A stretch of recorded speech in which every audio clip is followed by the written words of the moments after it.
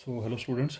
So we have completed Mohr diagram in the previous video. Now we have two practical problems regarding this question number 30 and 31 और ये paper में पूछे गए question है और उसके बाद ये सेक्शन आपका फिनिश हो जाएगा, यहाँ पे ख़त्म हो जाएगा, ये फर्स्ट सेक्शन आपका कंप्लीट हो जाएगा. सो नेक्स्ट है question number 32. This is just application of this Mohr's diagram. ये पूछा गया, केस पूछा गया है. बोलता है कि अगर टाओ टू और टाओ थ्री दोनों सेम हो जाएं तो बताओ मोहर सर्कल डायग्राम क्या रिप्रेजेंट करती है. और अगर तीनों स्ट्रेसेस सेम हो जाए, तीनों प्रिंसिपल स्ट्रेसेस अगर सेम हो जाए तो मोहर डायग्राम के अनुसार क्या केस बनता है. तो देखते हैं बारी बारी से. तो वही लिखा, discuss the Mohr circle diagram for the case tau equal to tau three. दूसरा है tau one tau two tau three both are all are same and determine the orientation of surface element experience extreme shearing stress. तो बता रहा है कि उसके अनुसार फिर बनेगा क्या, वो बताओ क्या बनेगा. तो no solution we know nu one square equal to this, nu two square equal to this, nu three square equal to this. You know very well and it is proved in question number 31 up to question number 7. और ये paper में देख लेना, question अगर 15-16 number का है तो you have to prove this. अगर ये क्वेश्चन 8 नंबर का है तो no need to prove, directly you write like this. Okay, case number 1. अब पहला केस लिया हमने, दो केसेस पूछे उसने. टाओ टू और टाओ थ्री दोनों बराबर, ध्यान रखिए टाओ टू और टाओ थ्री बराबर है. तो इस टाओ टू और टाओ थ्री ये दोनों चीज़ें बराबर होगी, ये दोनों बराबर हो जाएंगी. ठीक है जी, टाओ टू और टाओ थ्री. तो यहाँ टाओ टू टाओ थ्री बराबर हो जाएंगे. इसको जब इधर क्रॉस मल्टीप्लाई करेंगे तो ये तो जीरो कर देगा इधर को. इसको क्रॉस इधर बटे में नहीं करना है, नीचे डिनोमिनेटर में नहीं करना, ये तो इन्फिनिटी बन जाएगा, तो खत्म हो जाएगा. वैसे पहले क्रॉस मल्टीप्लाई करना है, फिर उसके बाद टाओ टू और टाओ थ्री लेके तो ये जीरो बन जाएगा आपका. उसी तरीके से इसमें भी जीरो बन जाएगा. ठीक है, तो देखते हैं ज़रा. पहले न्यू वन की बात कर लेते हैं. Nu one square equal to S square. इधर आ गया tau two as it is, tau three को मैंने टाओ टू से रिप्लेस कर दिया. Even you can replace tau two by tau three, ये आपकी इच्छा है. तो मैंने टाओ थ्री को टाओ टू से रिप्लेस कर दिया, तो बन गया S square plus N minus tau two का होल स्केयर. नीचे टाओ वन माइनस यहाँ टाओ टू आ गया, तो tau one minus tau two into tau one minus tau two whole square बन जाएगा यहाँ पे. Now since tau two minus tau three is zero, क्योंकि बोथ आर सेम तो उनका डिफरेंस जीरो हो जाएगा.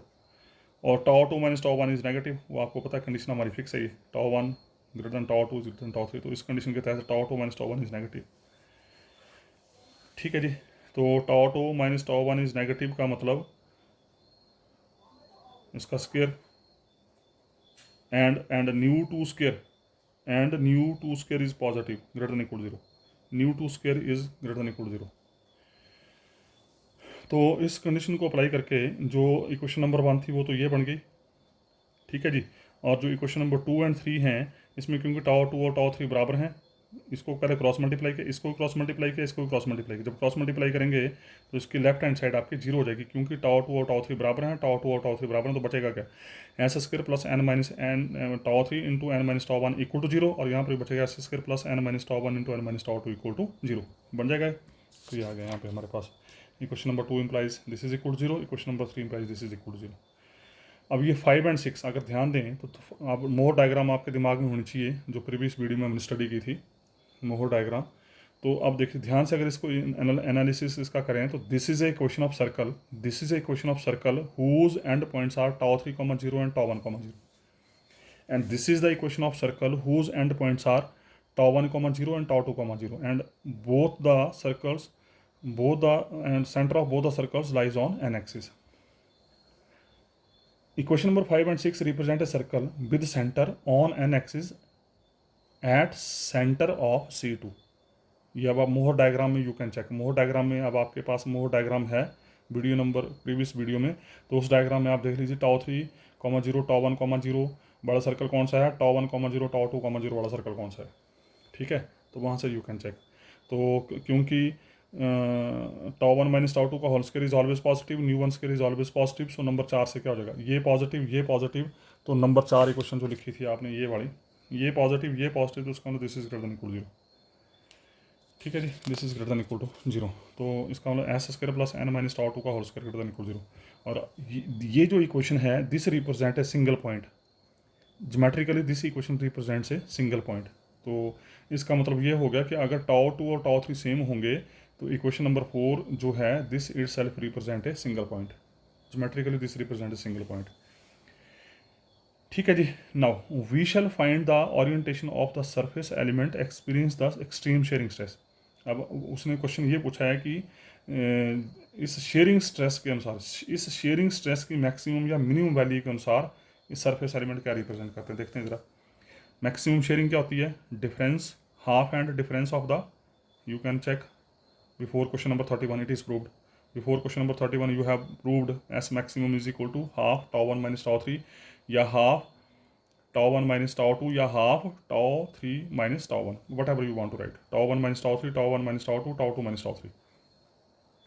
तो tau 1 minus tau 3, tau 3 tau 2 के बराबर आ गया, तो टाउ 1 माइनस टाउ 2 बटा 2 हो गया, बराबर हो गए। और एन क्या था मैक्सिमम, एन था आपका टाउ 1 प्लस टाउ 2 बटा 2, before question number 31 it is proved. ठीक है, तो अब इन एन और इस एस की वैल्यू उठाओ, इस एन और एस की वैल्यू उठाओ और नंबर 4 में पुट कर दो। एन और एस की वैल्यू उठाओ, एन और इस एस की वैल्यू उठाओ, यहाँ रख दो नंबर 4 में, यहाँ नहीं सॉरी नंबर 4 में रखो, नंबर 4 है आपका ये S square plus N minus 2, यहाँ एस की वैल्यू, यहाँ पर एन की वैल्यू रख दीजिए। जैसे वैल्यू रखेंगे, ये फिर मैं टास्क आपके लिए छोड़ रहा हूँ, यहाँ पे मैथमेटिकल पोर्शन है ये, वैल्यू रखें, open all the brackets and solve it, we will get 1/2, तो न्यू 1 स्क्वायर आएगा 1/2।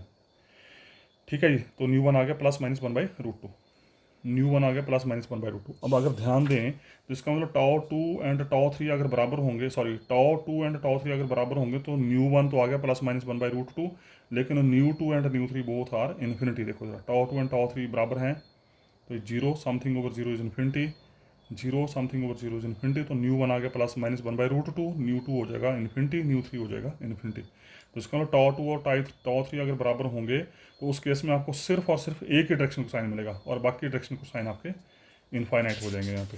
सो this is the first application of this Mohr diagram. तो ये आ गया यहाँ पे nu 1 equal to plus minus 1/√2, nu 2 square equal to plus minus infinity and nu 3 square equal to plus minus infinity. तो इसका मतलब क्या है, thus for tau equal to tau 3 there will be infinitely many directions, क्योंकि infinite आ गई ना value, so they have many directions, infinite number of many directions with surface element that are subjected to a maximum shearing stress tau 1 minus tau 2 बटा 2। ठीक है जी, उसके बाद दूसरा केस था, अगर तीनों बराबर हो जाए, तो अगर टाउ 1 टाउ 2 टाउ 3 तीनों बराबर हो जाएं तो चले जाओ नंबर 1 नंबर 2 नंबर 3। नंबर 1 में टाउ 1 टाउ 2 टाउ 3 तीनों सेम पुट कर दो, मतलब टाउ 2 की जगह भी टाउ 1 रख दो, टाउ 3 की जगह भी टाउ 1 रख दो, तो देख लो क्या बनेगा, ये बनेगा S square plus N minus tau 1 का whole square equal 0। Go to number 1, ये आपके लिए छोड़ रहा हूँ। और नंबर 1 देखें, इसमें आपने नंबर 1 किया है अभी आपने, नंबर 1 में टाउ 2 की जगह टाउ 1, टाउ 3 की जगह टाउ 1 और क्रॉस मल्टीप्लाई करके ये बन जाएगी क्वेश्चन। उसी तरीके से नंबर 2 भी बन जाएगी, नंबर 3 भी बन जाएगी, सेम इक्वेशन आएंगी तीनों, 1 2 और 3 तीनों इक्वेशन सेम आएंगी and they are equal to 0। And again this is nothing but these equations itself represent a point. इसका मतलब टाउ 1 टाउ 2 टाउ 3 अगर तीनों स्ट्रेसेस सेम हो जाएं तो उस केस में ये जो इक्वेशन है सर्कल की, this represents A, this is not a circle but this is reduces to a point which are the equations of a point।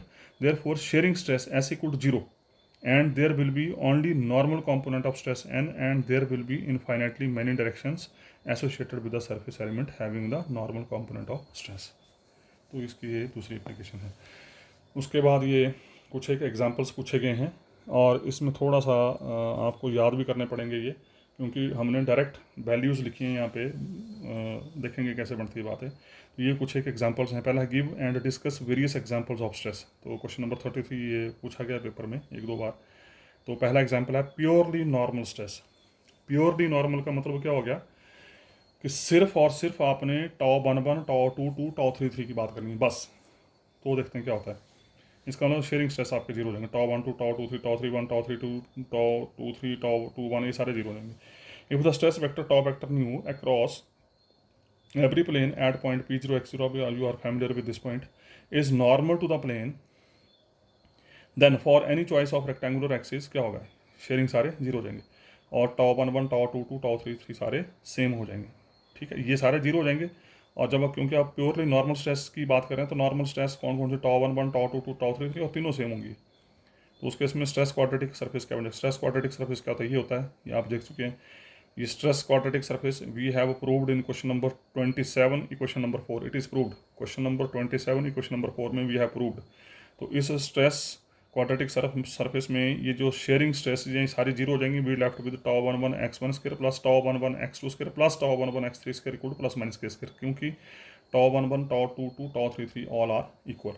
तो बचा के हमारे पास, बचा हमारे पास ये x1 square plus x2 square plus x3 square equal to plus minus k square upon tau 1 1। इसका मतलब ये हुआ कि अगर आपकी सारी की सारी स्ट्रेसेस जो हैं वो पूरी तरह से नॉर्मल स्ट्रेस बन जाएं, पूरी तरह से नॉर्मल स्ट्रेसेस बन जाएं, तो जो क्वाड्रेटिक सरफेस है that is converted to a sphere.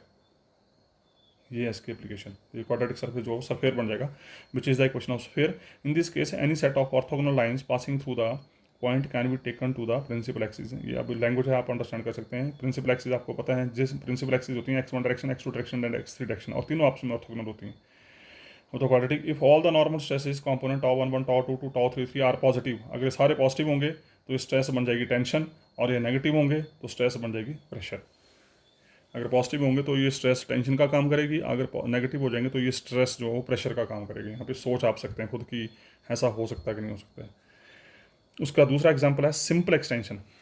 Simple extension बोल लो या कंप्रेशन बोल लो। अब कंप्रेशन की बात कर रहा, ध्यान रखना है यहाँ पे, जब आप सिंपल टेंशन या कंप्रेशन की बात करेंगे तो इस केस में सिर्फ और सिर्फ आप किसी एक डायरेक्शन की बात करेंगे, ओनली वन डायरेक्शन। आप चाहे x1 डायरेक्शन ले लो, चाहे x2 ले लो, चाहे x3 ले लो।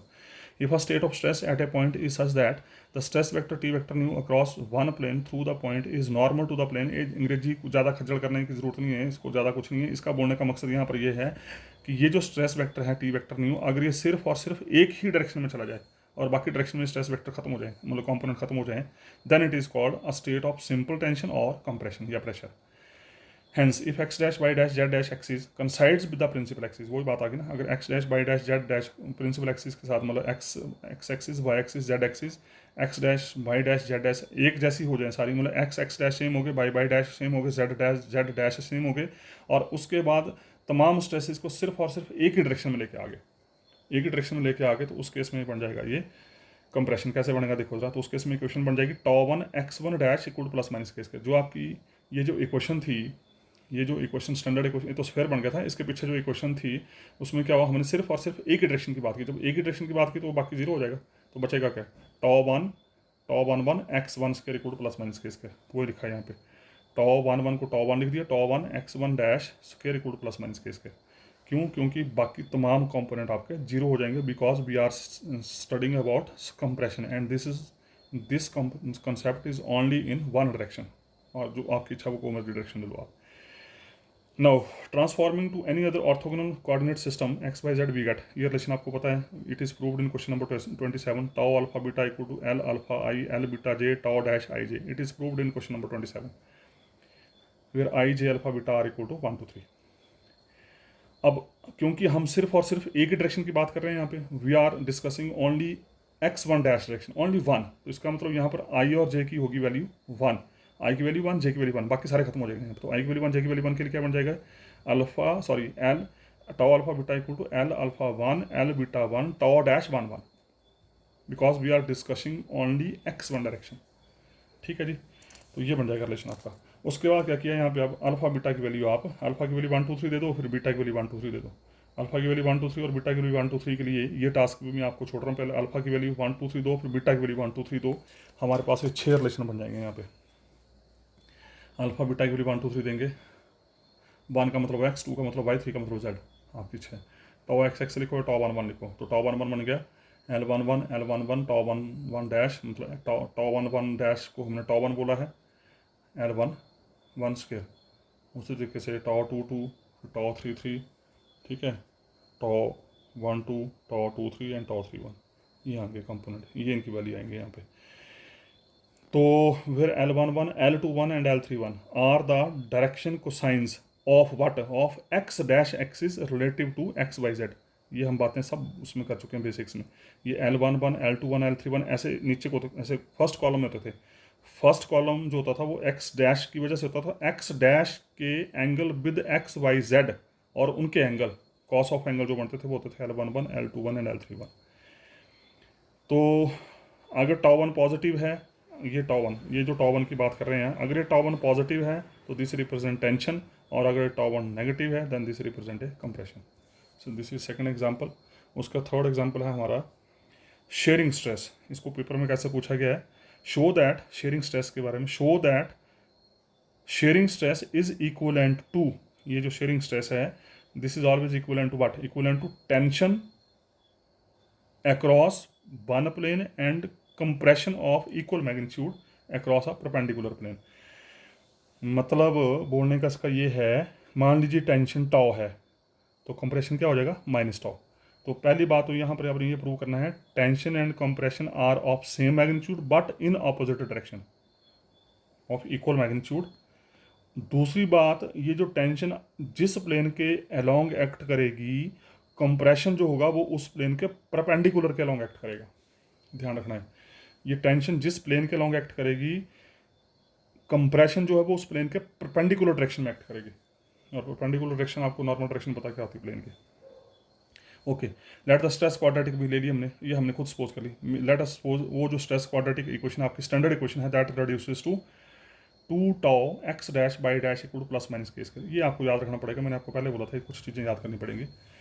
और ये इस तरीके से ली so that there is tangential extension parallel to the x dash axis. मतलब ये इक्वेशन हमने कुछ इस तरीके से ली कि जो टेंजेंशियल एक्सटेंशन है ये एक्स डैश एक्सिस के पैरेलल हो on plane this and equal tangential extension parallel to Y dash axis on X dash equal to constant. Let us rotate, उसके बाद क्या किया हमने, इन दोनों एक्सिस को रोटेट किया 45 डिग्री के ऊपर अबाउट जेड डैश एक्सिस।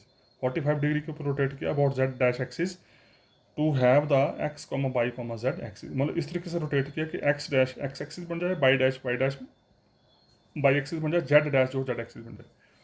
ठीक है, और उसके बाद ये देखा गया यहाँ पे जब इसको सॉल्व किया गया, जिसको हम डायरेक्ट लिख रहे हैं यहाँ पे, by solving this equation after rotation this equation takes the shape of the form tau X square minus tau Y square equal to plus minus के स्क्वायर। क्योंकि आप यहाँ पर टेंजेंशियल एक्सटेंशन और कंप्रेशन की बात कर रहे हैं तो एक टाउ पॉजिटिव आ गया, एक टाउ नेगेटिव आ गया। ठीक है, क्योंकि ये बोल रहे हैं ना यहाँ पे कि टेंशन और कंप्रेशन जो that is of equal magnitude but in opposite direction. तो टेंशन अगर टाउ है तो कंप्रेशन आपका माइनस टाउ हो जाएगा। तो ये दिस इक्वेशन, ये जो टाउ 2 टाउ है, ये जो 2 टाउ है this becomes tau and minus tau basically you can say.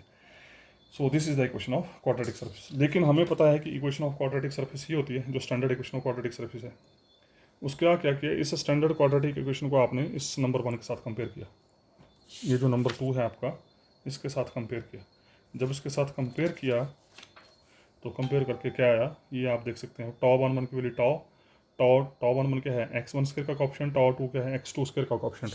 तो यहाँ पर x1 square, x square means x1 square, by square means x2 square. तो x1 स्क्वायर का ऑप्शन टाउ, x2 स्क्वायर का ऑप्शन टाउ माइनस टाउ, बाकी सारे का option यहाँ पे 0। तो 2 ही कंपोनेंट आए बस और बाकी सारे 0।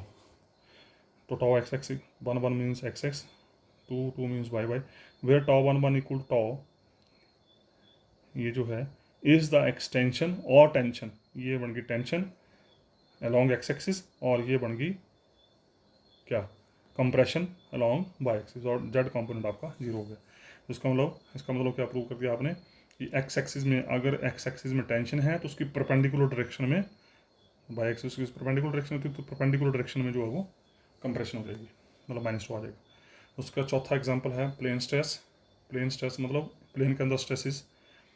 If the stress conic is a circle, conic आपको पता होना चाहिए, कॉनिक जो होते हैं, कॉनिक एक सरफेस का नाम है और उस सरफेस के ऊपर जब हम सेंट्रिसिटी के ऊपर कंडीशन लगाते हैं, ये सेंट्रिसिटी होती है E is equal to 1, E greater than 1, E less than 1। तो उस सेंट्रिसिटी की वैल्यूज़ के अनुसार वो कॉनिक अपनी शेप चेंज करता रहता है। कभी वो हाइपरबोला बन जाता है, कभी वो पैराबोला बन जाता है, कभी वो एलिप्स बन जाता है, कभी वो सर्कल बन जाता है। तो it the shape of conic depends upon the value of eccentricity. तो बोलता है कि अगर किसी कॉनिक में आपने स्ट्रेस अप्लाई की तो वो कॉनिक जो है वो सर्कल बन जाएगा। If a stress conic is a circle, बोलता अगर वो जिस कॉनिक के ऊपर आपने स्ट्रेस अप्लाई किया अगर वो कॉनिक सर्कल है, देर इज इक्वल टेंशन और compression in all direction in the plane of the circle. तो उस केस में मैं फिर रिपीट कर रहा हूँ, बोलता है कि अगर किसी कॉनिक मीन्स किसी सर्कल के ऊपर आपने स्ट्रेस अप्लाई की तो उस केस में उस स्ट्रेस की टेंशन, वो स्ट्रेस जो है that is converted into either tension और compression that is same throughout in the circle. वो सब जगह सब तरफ सेम होगी। जैसे आप बॉल हाथ में ले लो, उसको दबाओ, तो जब अंदर को दबाएंगे तो दैट इज़ क्या होगी, अंदर को दबाएंगे तो प्रेशर डाल रहे हैं, अंदर से फोर्स आपको महसूस होगी तो that is your compression. A state of stress is said to be plane. अब बोलता है कि कोई भी स्ट्रेस जो हो प्लेन स्ट्रेस कहलाएगी if one of the principal stress vanishes. आपकी प्रिंसिपल स्ट्रेसेस कितनी होती है? 3 होती हैं, एक x1 डायरेक्शन में, एक x2 डायरेक्शन में, एक x3 डायरेक्शन में। तो इसका मतलब अगर आपने स्टेट ऑफ स्ट्रेस को प्लेन में स्टडी करना है तो उस केस में उन तीनों एक्सिस में से कोई एक एक्सिस खत्म हो जानी चाहिए। जैसे मान लो x1 खत्म होगी तो we left with x2 and x3 plane, अगर x2 खत्म होगी तो we left with x1 x3 plane, अगर x3 खत्म होगी तो we left with x1 x2 plane. तो तीनों में से किसी एक को खत्म होना पड़ेगा। इन this case the stress quadratic becomes a cylinder. जब आप एक एक्सिस को खत्म कर देंगे तो उस केस में वो जो स्ट्रेस क्वाड्रेटिक सरफेस, मतलब स्ट्रेस क्वाड्रेटिक सरफेस, ये है इक्वेशन आपकी। इसमें अगर आप एक वेरिएबल जैसे मान लो x3 खत्म कर दिया, तो x3 जैसे खत्म कर दिया तो ये कंपोनेंट खत्म हो जाएगा, ये खत्म हो जाएगा, ये खत्म हो, तो बाकी जो इक्वेशन बची that represents A cylindrical shape. Geometrical जब इसको आप ट्रेस करेंगे तो एक सिलेंडर को रिप्रेजेंट करेगी। Whose base is a conic. Base is a conic मतलब conic means circle means ellipse और hyperbola whatever is according to the value of eccentricity, called the stress conic. तो automatically है उसके ऊपर, उस conic के ऊपर जो स्ट्रेस होगी that is called stress conic. If the plane is at right angle, if the plane is at right angle to the axis of Z axis. बोलता है कि अगर ये प्लेन जो जेड एक्सिस के परपेंडिकुलर है वो जेड एक्सिस के परपेंडिकुलर है, मतलब थर्ड x3 एक्सिस के परपेंडिकुलर है, तो उसका थर्ड बिकॉज ऑफ टेंसर 3 जो आपके स्ट्रेस कंपोनेंट होंगे वो सारे खत्म हो जाएंगे। मतलब τ31, τ23, τ32, τ13, τ33 ये कंपोनेंट खत्म हो जाएंगे और बचेंगे बाकी, बचेंगे कौन कौन? τ11, τ22, τ12 इसमें τ11, τ22, τ12 and τ21। That's why here is 2 time τ12, τ21 and τ12 they are symmetric, तो τ12 लिखो, τ21 लिखो, तो यहाँ पर आ जाएगा 2 टाइम। और tau x x x square plus tau y y square plus 2 tau x y square equal plus minus के square. And for simple tension in x direction the stress conic reduces to. और अगर आप simple tension सिर्फ और सिर्फ x direction की बात करेंगे तो क्या होगा? ये भी खत्म हो जाएगा, ये भी खत्म हो जाएगा, बचा क्या? Tau X x x square equal plus minus के स्क्र। ठीक है जी, यही बचेगा, means tau X x x square equal plus minus के स्क्र, बाकी सारे खत्म हो जाएंगे। और यहाँ से एक्स की वैल्यू क्या आ जाएगी? एक्स इक्वल प्लस माइनस के स्क्र बटा tau X X under root, and this is nothing but this represent a point, sorry this represent line. अगर आप ध्यान दें तो ये छोटी छोटी क्लासों में आप पढ़ते थे x equal to plus minus a type की इक्वेशन बन गई, x equal to plus minus a type की equation, and this represents a straight line which is parallel to y axis. और अगर शेयरिंग स्ट्रेस की बात करेंगे, शेयरिंग स्ट्रेस में क्या होगा? शेयरिंग स्ट्रेस में क्या होगा? आपका नॉर्मल कंपोनेंट खत्म हो जाएगा, मतलब टाउ एक्स एक्स खत्म हो जाएगा, टाउ बाई बाई खत्म हो जाएगा, तो क्या बचेगा? 2 tau x y equal to plus minus के स्क्वायर, ये बचेगा। ठीक है, ठीक है जी, ये बचेगा। यहाँ पर ये टर्म और ये टर्म खत्म हो जाएगी, and we left with this 2 tau x y x y plus minus के स्क्वायर। और यहाँ से एक्स बाई निकाल लो, x y equal to plus minus के square upon 2 tau x y. तो दिस इक्वेशन दिस अगर आपको ध्यान हो छोटी क्लासेस में we have studied product of two variables equal to something, तो this represents a rectangular hyperbola. ये जो इक्वेशन है this is the equation for rectangular hyperbola. So this is the fourth example. So इसी के साथ section first ख़त्म हो चुका है आपका, और सेक्शन सेकंड की बात करेंगे हम फिर नेक्स्ट वीडियो में। Thank you very much.